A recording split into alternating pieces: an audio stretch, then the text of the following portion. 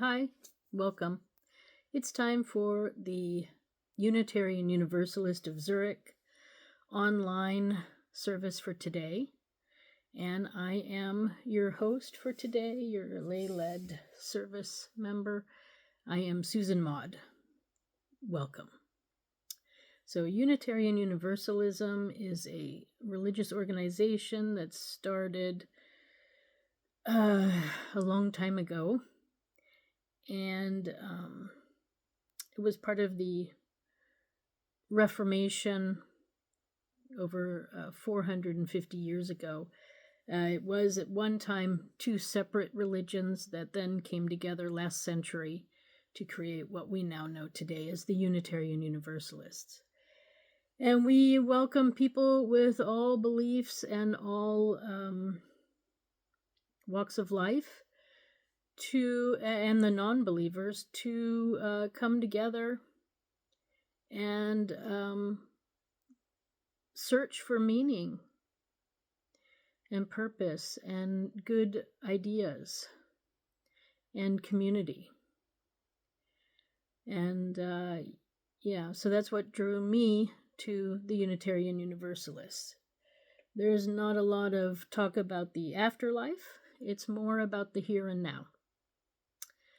And with that, I'm going to go ahead and light the candle and get our service started. So,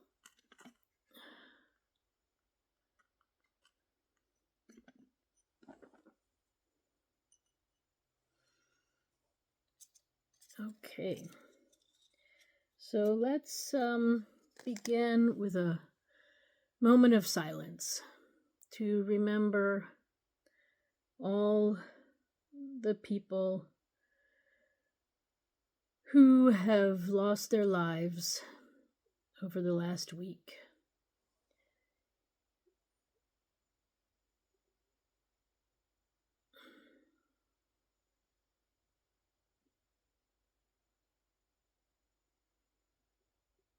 This candle is for them.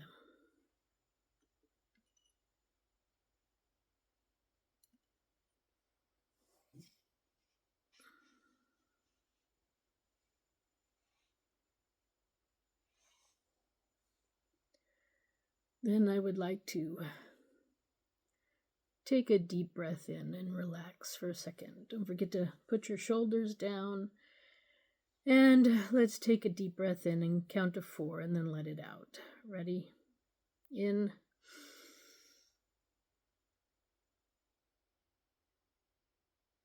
And out. And relax your shoulders. Twist them around. There.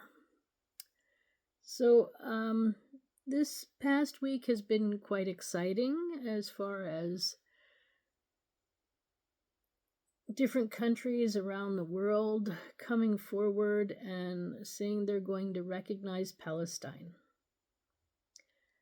I am proud of you. So I guess this is a candle of joy that we are moving forward in the conflict that has gone on way too long. We need to speak with the Palestinian people now and have real dialogue on what is needed in the future. But they're going to recognize Palestine as a country. And this is excellent. It is what should have happened back in 1947. At the beginning of 47, before they started changing the map and stealing land. And I'm talking about the UN, the United Nations, the organization that was supposed to bring countries together, has been the one place that has been the root cause of most of our grief. It's time we listen. That's the problem. We're not listening. or I should say, they're not listening. The greed and power mongers are not listening. And now we got new ones that are coming from different directions called corporations. Corporations have gotten too big. Media has gotten too big. And we need to come to terms with that. But actually, I got ahead of myself. So, I guess that's a candle of concern then for corporate monopoly mongers, greed mongers that are too big for their britches, have too much power. All right. Oh, so the car accident with the deer is still affecting me. Sorry about that. But, yeah. So, I mean, I don't want to 100% take responsibility, but, you know, I think that my summoning of peace is working. So I will be doing more, for sure. And we'll see where that goes. But, I am very happy with what's happening at the moment. So, yeah, truth is being told and discovered, and this is all good stuff.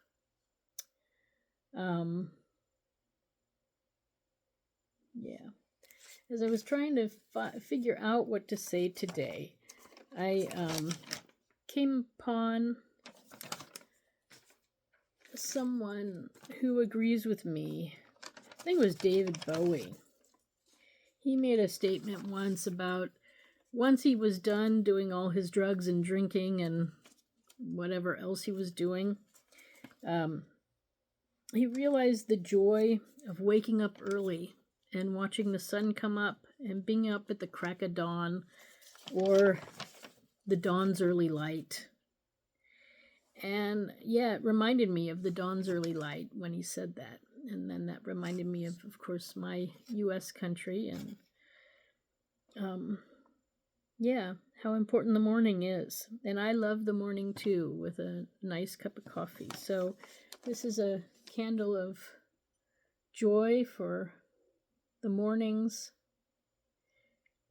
and a good cup of coffee.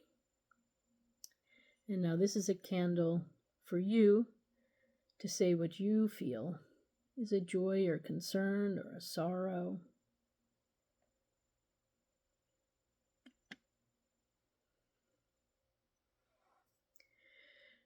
Okay, then I was trying to come up with something to talk about, and you know, there is still a lot of work to be done. But then I came across something I had in one of my past books of inspiration.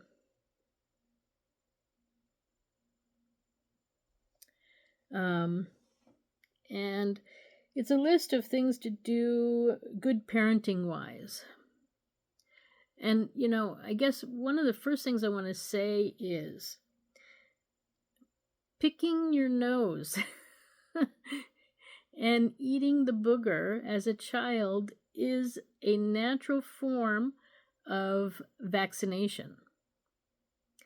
Whatever toxins are in the world around that child, when they do that, it goes into the system, into their system, and it prepares their system in small doses to the pollens, the chemicals, all the different things that could, viruses and bacteria, all the different things that could make them sick. And it introduces their body to it in a slow, methodical way that the body can digest and get to know whatever it is and learn about it, and so that it's prepared for later when it is approached in a different way with that same virus or bacteria or whatever the case may be. So by preventing your child from picking their nose and eating it, you are not helping your child, truthfully. I mean, of course, if they have like gasoline on their fingers, you don't want them doing that. Or if they have other chemicals really bad on their fingers, you don't want them doing that. So you need to talk to your child about doing it in an appropriate way. You know, they can go to the bathroom and do it in private somewhere. But don't prevent them from doing it. It's nature's way of natural immunization, natural vaccination. We've become too cleanly. And that's why we have so many allergies and sick people today, is because we've stopped the natural processes that were meant for human beings. And then I want to also say, I mean, this is off topic, but, you know, a lot of people say that, you know, we're living longer today. And I'm going to say, I don't know about that. Because when I do a lot of research about our founding fathers and other people from those periods of time, they lived long lives. And in fact, in the US right now, our life expectancy has gone down rather than up.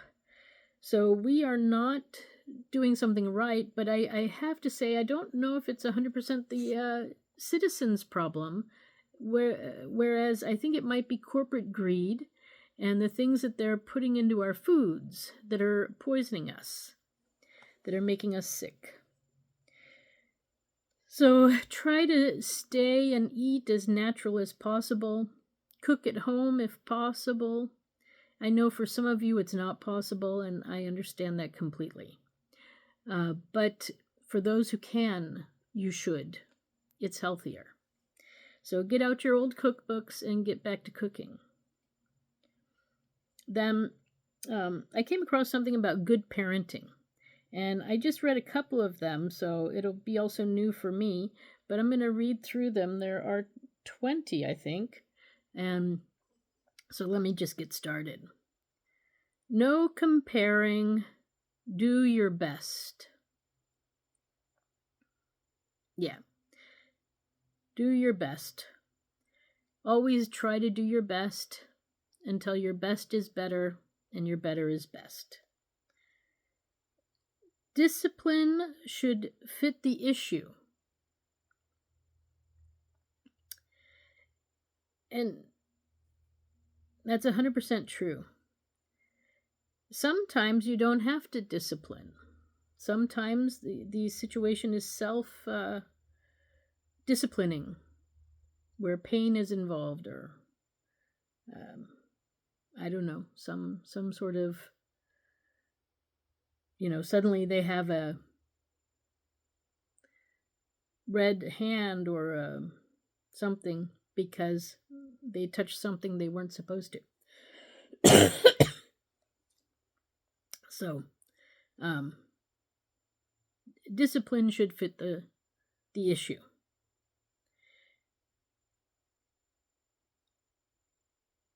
Advise with encouragement. Yes. So when something goes in a different way, or when you have to have a conversation, use encouragement, not scolding.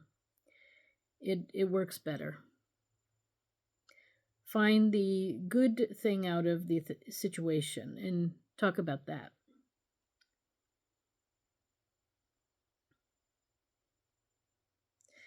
Redirect to good attention to kids being good. So if you see your kid doing something that maybe you don't like, you can redirect them to do something else. Show love and caring. Yes, this is important. It's important to take time for your child. Like you're supposed to take time for the roses. Well, don't forget to take time for your child. I found that mealtime was the best time to take time because everybody comes together. You have that wonderful moment. And then everybody can go off back to whatever they were doing before and do their thing. So it's a good thing.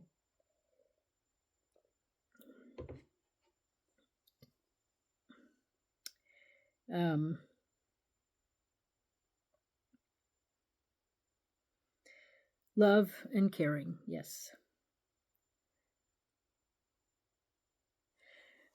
Don't, it says consistent parenting is needed, and that's true. So, if something is true today, it has to be true tomorrow. So be careful what truths you have and how much regulation you have time for. Your child needs to be a priority in your life. Yes, especially when they're young. Kids need privacy and respect. Yes. You should not talk about them in front of their friends in any bad way, or even in front of the parents of their friends. Keep your kids' information private and respectful. Number 9 is truth and trust. We all have mistakes, and guide your child to good activities. Yes.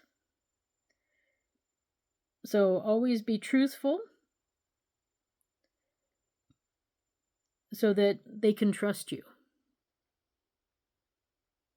And we all have mistakes, including you.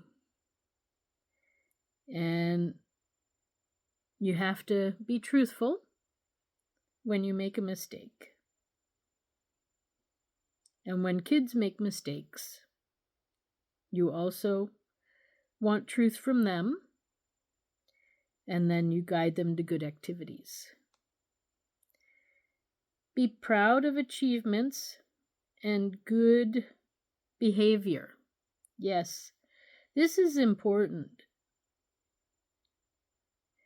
When you have a child who's being quiet and doing something good, just go over and say, hey, I see you're doing really good here.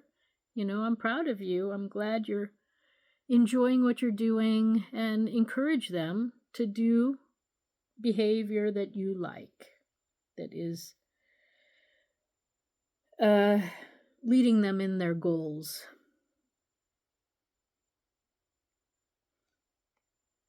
And if they do well at school, you can also be proud of them then. Or if they help with an activity and they do a good job, of course, be proud of them then. But especially when they're being quiet and achieving something, whether they're reading or, putting a puzzle together or playing nicely with a sibling, just go over and whisper, I see you, and I know you're doing a good job. Thank you.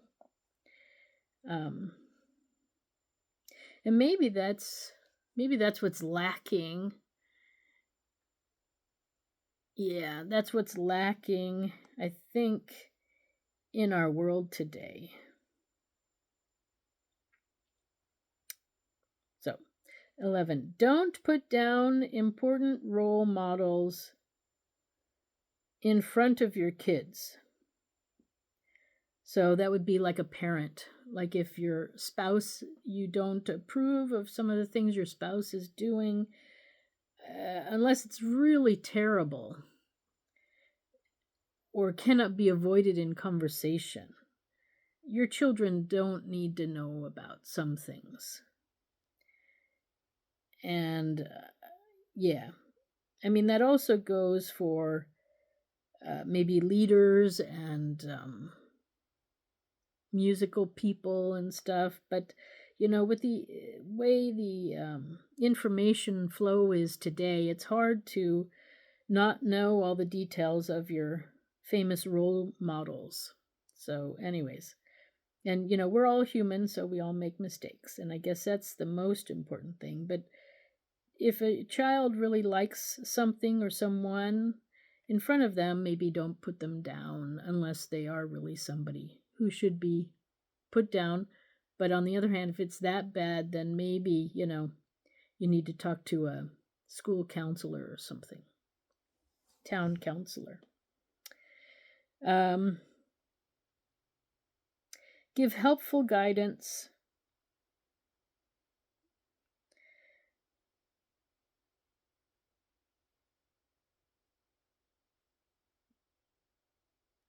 Care for your child is important.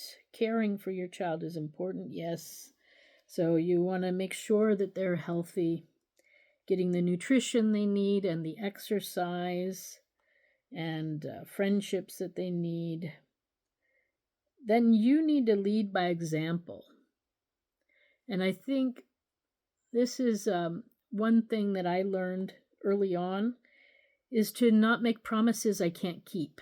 And that goes with everything from, promising to spend time that you don't know if you have, to promising to punish them in a way and then not following through. So if you threaten them that if they don't eat all their food and if they don't do that, then they can't watch TV for a week, but then after one day you let them watch TV, then that's not leading by good example.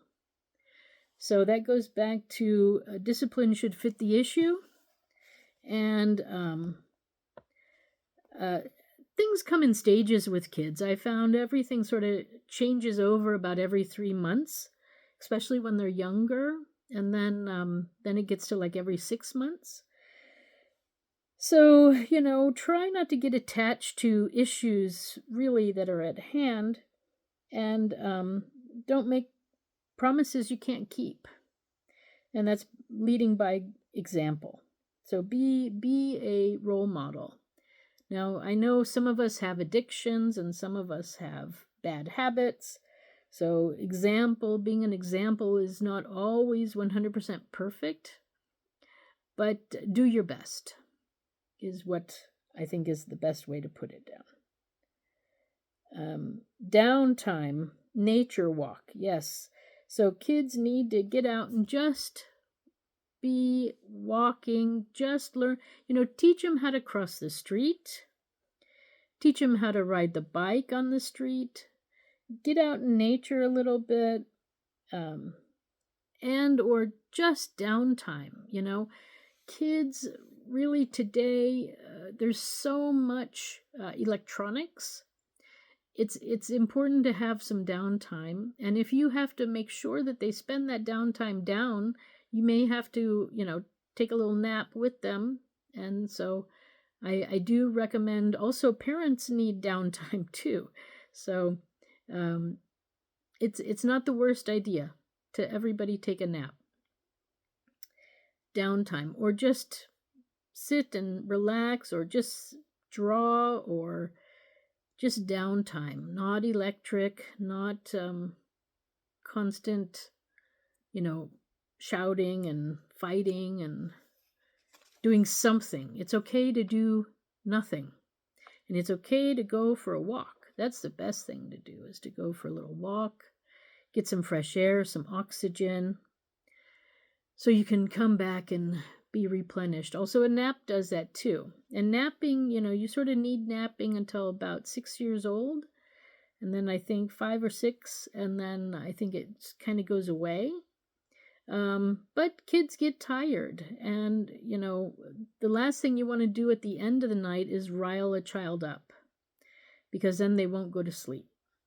So the last sort of sweets and riling up of children should be done no later than, it shouldn't happen after 5 o'clock, 6 o'clock latest, and then keep things quiet in the evening.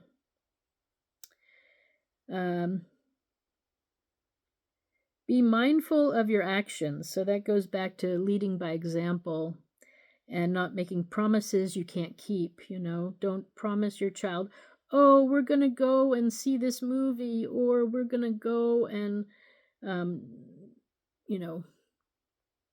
go out to the amusement park this weekend and stuff like that. And then suddenly the day comes and you're not doing it. So don't make promises you can't keep. Make sure you can do what you promise.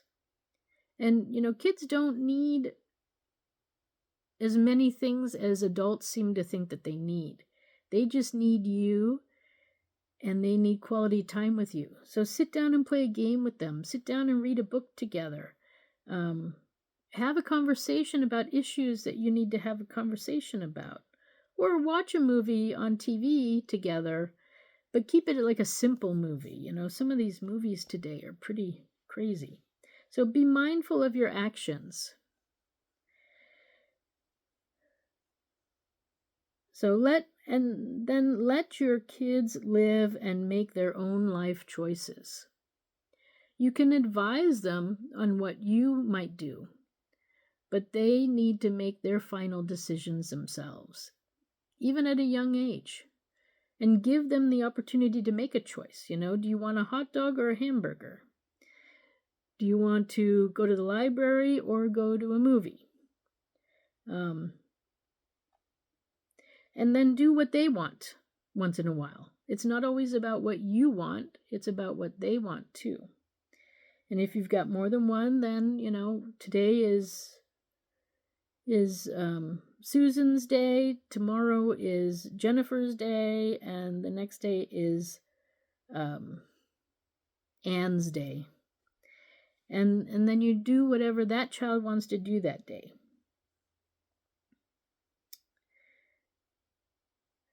And don't forget to teach them about having empathy for others.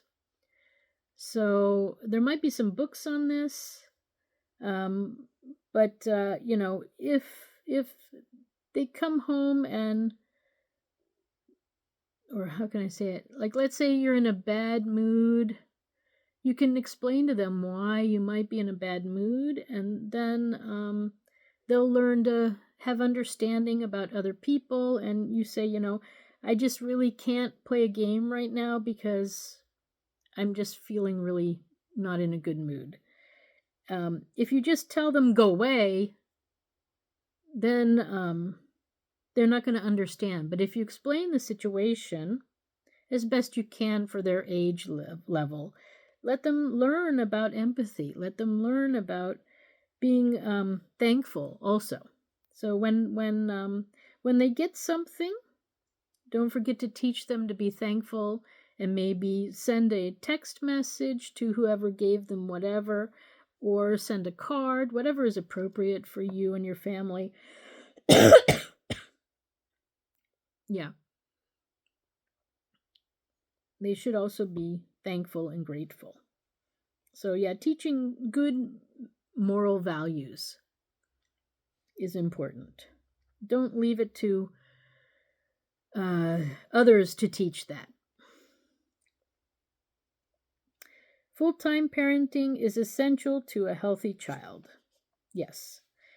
Because it's moms and dads have to be well rested and secure in their own lives too. And to try to do parenting when you don't have a full-time ability to do it, it's stressful.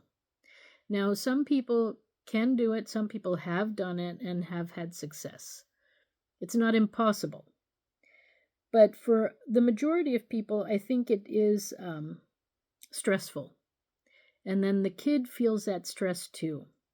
And you also don't get to enjoy the child and the childhood as much as you could. And so I think, making it full-time, that's why I want to pay moms to stay home and raise their kids and give them all the benefits they would have if they were working at a corporate job, and an education. So yes, I think that this is essential to a happy and healthy child and a happy and healthy household. I think we'll see a lot better results. Then number 20 is no hitting, no beating, no abuse, and that includes, of course, sexual abuse too. Children need to grow up and develop, and we if you explain to your child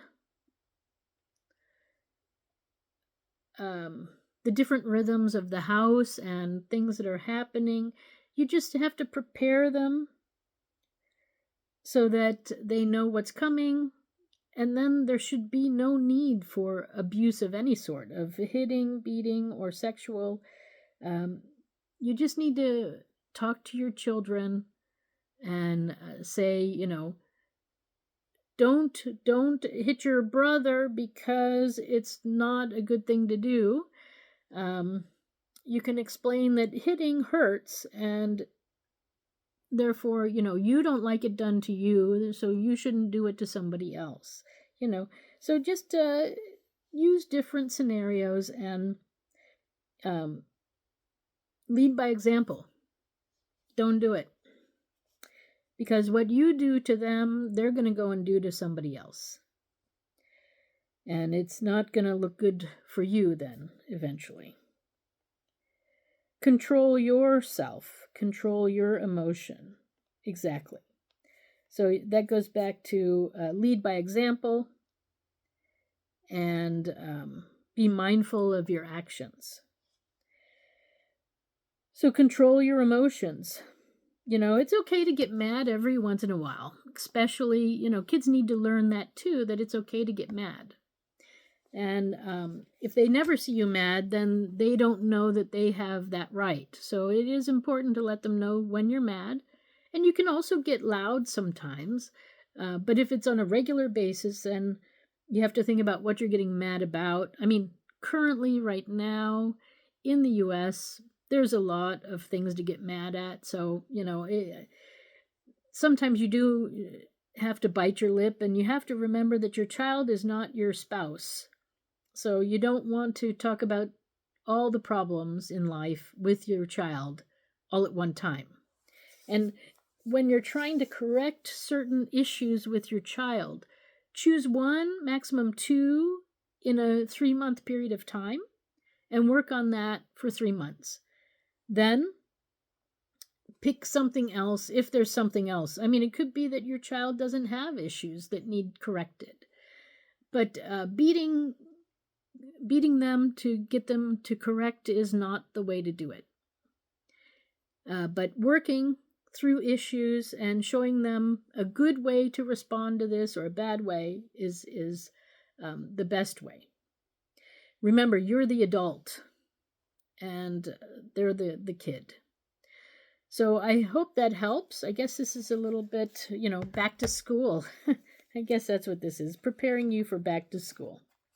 So the kids have been wild all summer. It's time to lock them down and get them, somewhat listening again, because they're going to have to soon listen in the classroom. So I guess that's, oh, no, it's still going. Okay, the candle's still going, but barely. So I'm going to go ahead and end here. It went long today, but it was a good one. And back to school. So I'm going to read this and leave space for you to repeat after me. So it's my favorite reading from Edward Everett Hale, Unitarian Universalist minister, and it goes like this. I am only one, but still I am one. I cannot do everything, but still I can do something. And because I cannot do everything, I will not refuse to do the something that I can do. Okay, thank you for stopping by. I'm going to blow out the candle. But the light will continue with each one of you and me for the next week, and I'll see you next weekend. Thanks for stopping by, and I wish you peace in your world. And hug your kids. They're only kids for a short while. And there's lots of life to be had after childhood, too, after raising your kids. Okay. Peace be with you. Bye.